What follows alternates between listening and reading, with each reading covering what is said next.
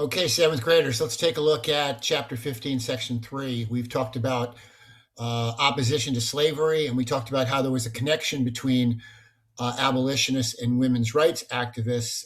There was a very, oftentimes there was an overlap between the people that were involved in each of those movements. So let's look first today at a call for women's rights, chapter 15, section 3.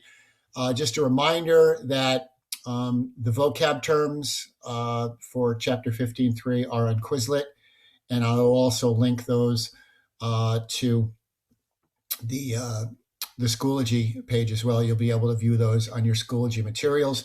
Let's look first at vocab. There's two terms on this sheet, and there's also two terms in the study deck.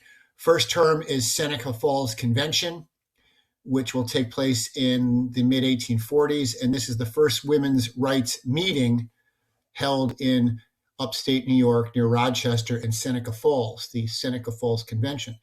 And next term is Women's Rights Movement. This is an organized campaign for equal rights for women. So two vocab terms. Again, both of these are on Quizlet, and I've linked the Quizlet deck to your Schoology materials tab, so you should be able to access your study deck right there. Get right into the reading on a call for women's rights. Women had very few political or legal rights in the early 1800s. They could not vote nor hold office. When a woman married, we mentioned this in class a lot, when a woman married, her husband became the owner of all of her property, even if she had accumulated that property on her own before the marriage.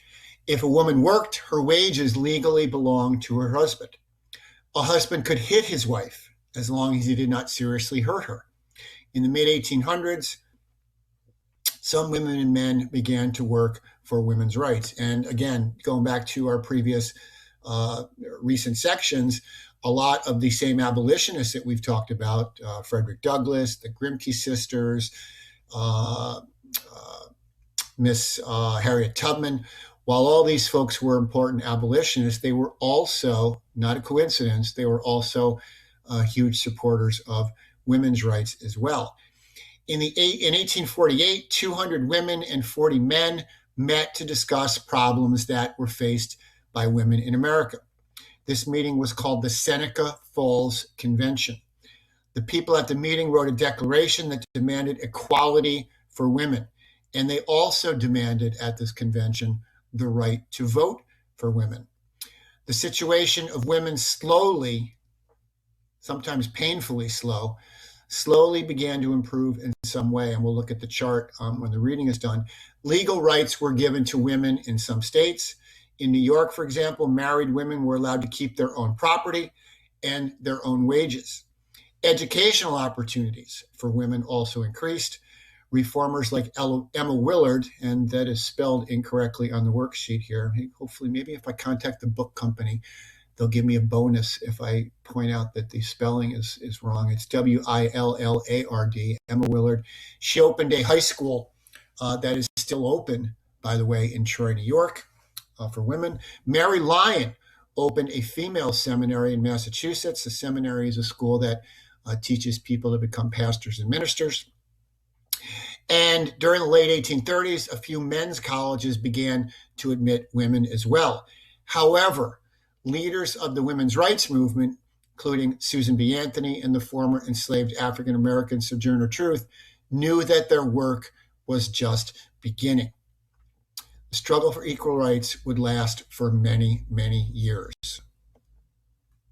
Looking at the chart here, we've got a chart, and you can see in the middle of the chart, the title is Early Women's Rights Movement. And let's look at the cause and the effects here. The causes of the early women's rights movement, as we just pointed out in the reading, were that one of the causes where women lacked the rights to vote, the right to own property, and the right to keep their wages. So these are all rights that women lacked. Women who supported anti-slavery causes find that their actions are limited. Again, this is important. We haven't spent a lot of time talking about this, but we did mention it briefly during the abolitionist section we did on chapter 15 too. Women definitely noticed the irony is that while women were out there fighting and arguing to oppose slavery, it was not lost on women that while they were fighting to abolish slavery, they too were also treated as second-class citizens in American society. That is, women were treated like second-class citizens, and many women looked at the women's rights movement as a natural extension of the abolitionist movement. Women, ironically, they must, when they attended the World Anti-Slavery Convention in England in 1840, women were there to help bring about an end to slavery in the world. And yet, while they were in attendance at this anti-slavery meeting, the women were forced to sit in basically a screened off or a separate section of the auditorium than the men. They were not allowed to sit in the same section as the men attending the conference. And the women clearly recognized that the irony, and while they're out there fighting for the end to slavery, they too are treated unfairly and unjustly as well. So those are some of the causes of the early women's rights movement and the effects. Some of the effects of the women's rights movement, not the only effects, but some of the more important ones. Women's rights leaders began to demand equal rights for women, including in the areas of education, careers, and in the right to vote.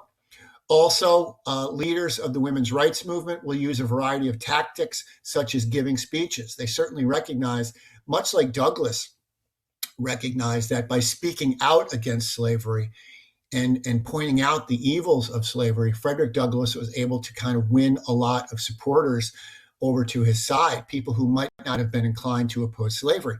Well, women's rights activists are going to speak out much in the same way, and they are going to earn supporters by giving speeches and pointing out the inequality that women in America face.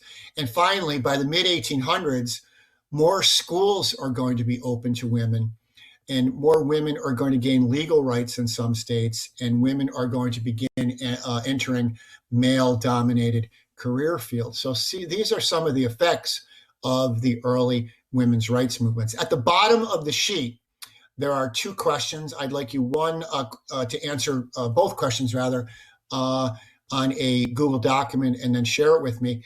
Question one, you will refer to the reading, and question one asks, what rights did women lack in the early 1800s? Question two, you can use the chart to answer this question. What were two effects of the women's rights movement? Please complete this in a Google Doc and share with me. Don't forget also, this mini lecture will be posted to the Schoology feed, excuse me, and you can also study your vocab links for this section, which are linked there as well. We will see you tomorrow or one day really soon, where the next topic will be American art and literature during this period of reformers.